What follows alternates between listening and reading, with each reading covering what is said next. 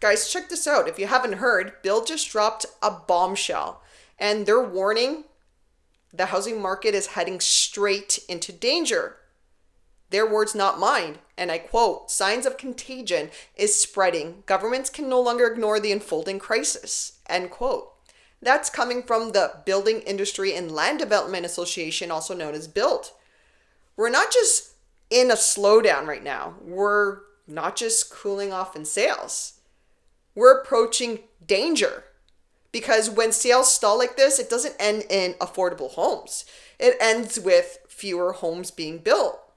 And fewer homes now means by 2027, we could see a housing crisis in the likes that we've never seen, much deeper. And here's the thing, the federal government promised 500,000 new homes a year, but BILD says, forget it. At this pace, realistically, would be lucky to hit 200,000. And that shortfall, that's the fuse that lights up the next housing crisis.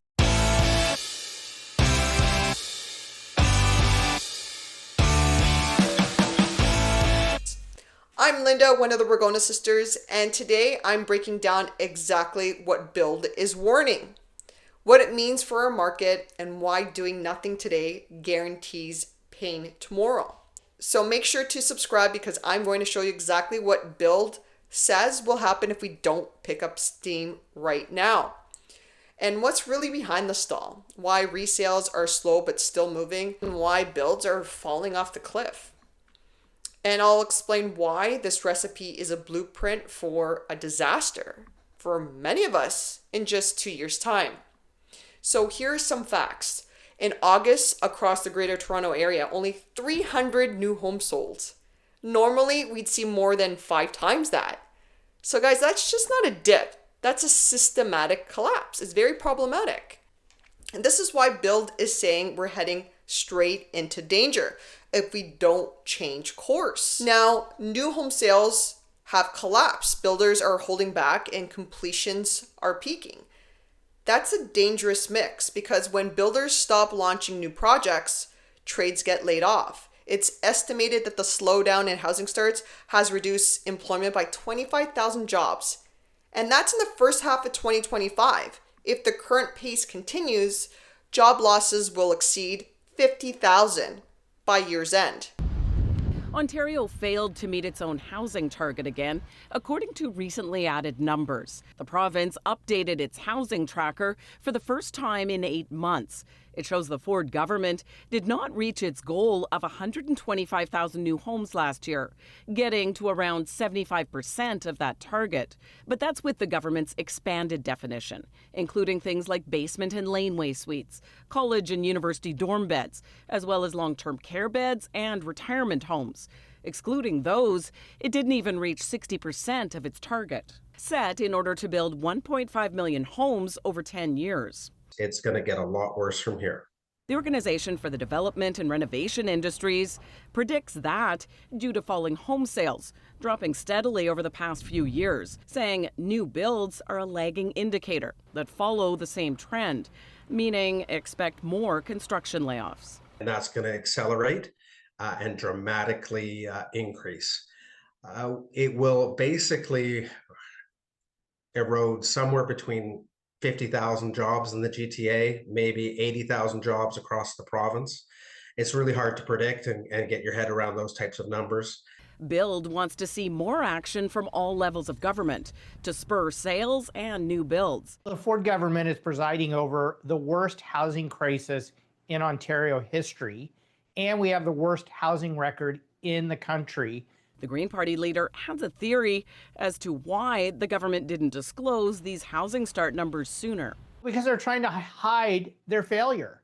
The Ford government is utterly failing the people of Ontario, and they don't want to tell that story because it's a bad news story for the government. These latest housing start numbers from the province only go up until the end of 2024. A spokesperson for the housing minister says the government is accelerating housing development, investing in infrastructure, and giving municipalities the tools they need to build more homes. That's extremely alarming. To put it into context, back in 2008, when 15,000 auto jobs were on the line, Governments jumped in with both feet, and today we're staring down nearly 3 times that number in housing jobs that are at risk, and nothing's being done. And policymakers, they're barely blinking. So if we're seeing this mass unemployment, then the trades will have no choice to leave. And the pipeline of homes disappears. And by 2027, according to BILD, there won't be enough homes left in the system. That's when families get locked out. So will the homeless rates rise? BILD is making this well known with several headlines about this issue. This isn't just about an urban area. This isn't just about a condo problem. The slowdown is everywhere for new home starts. In the city core, in the 905, the suburbs, Simcoe, even Ottawa, Kitchener-Waterloo, Calgary, all showing cracks in new construction. This isn't just a defined area, it's a Canadian issue.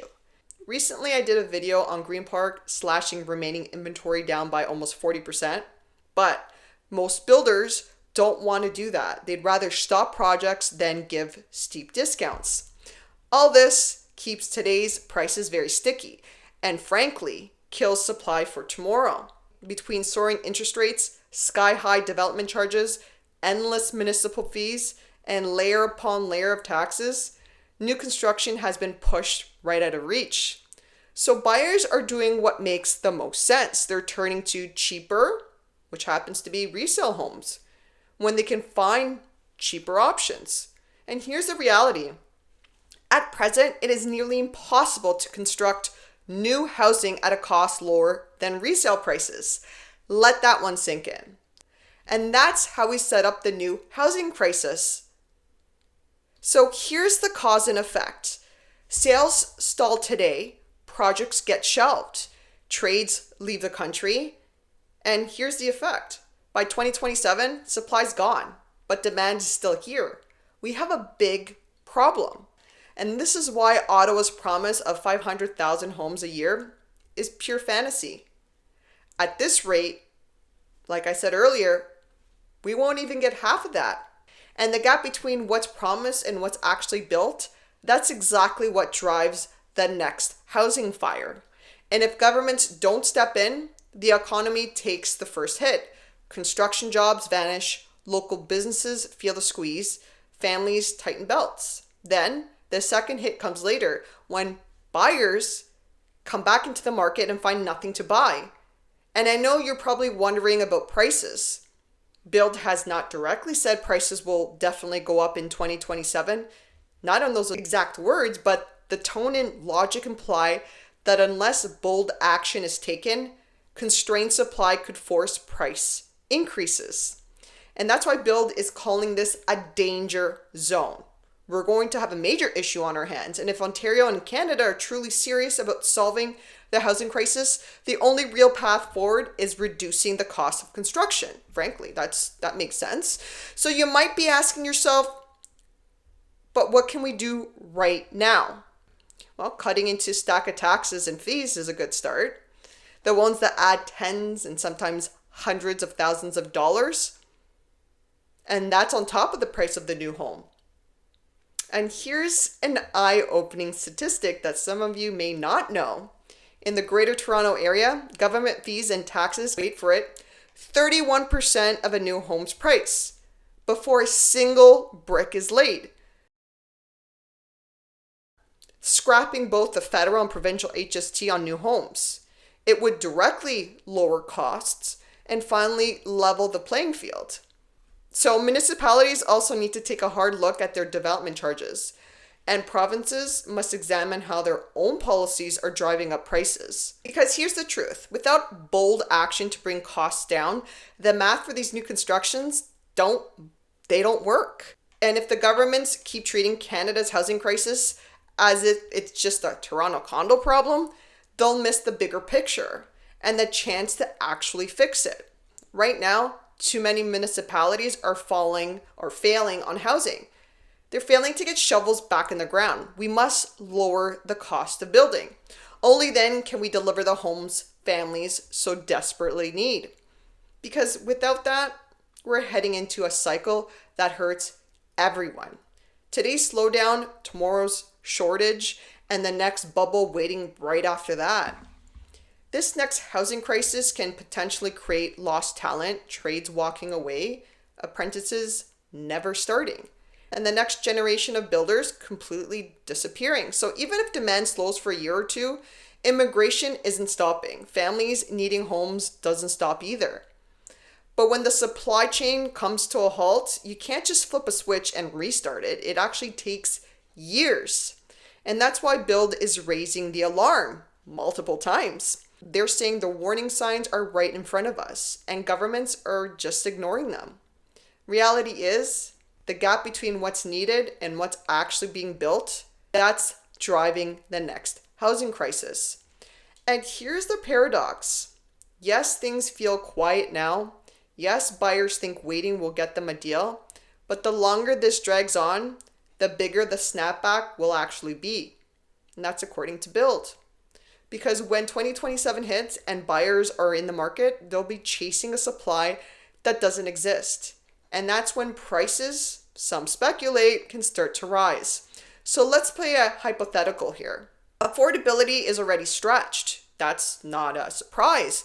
But what if buyers take longer amortizations, they get help from family, or they compromise on the size and location, and the rest, they get left behind? So maybe the real question isn't how will people afford to buy these homes? Maybe the real question is, are we quietly shifting into a system where more and more people are forced to rent instead?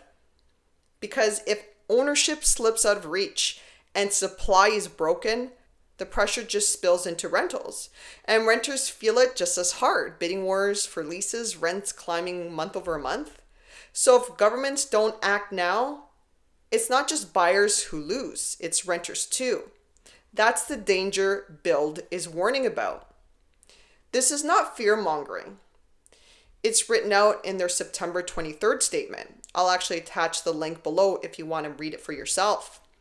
And for workers in construction, this means uncertainty today and the risk of losing your talent for tomorrow, which only makes building more expensive down the road in the future. This is why BILD is pushing so hard, because once the housing pipeline breaks, it breaks for everyone. So let's end off with this.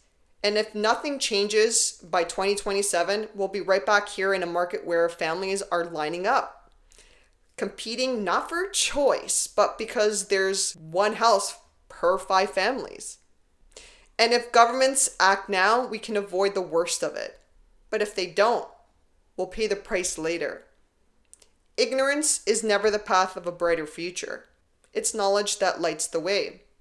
And with knowledge comes awareness. And this is why we try to get the awareness out. We are all in this together, and that's the truth.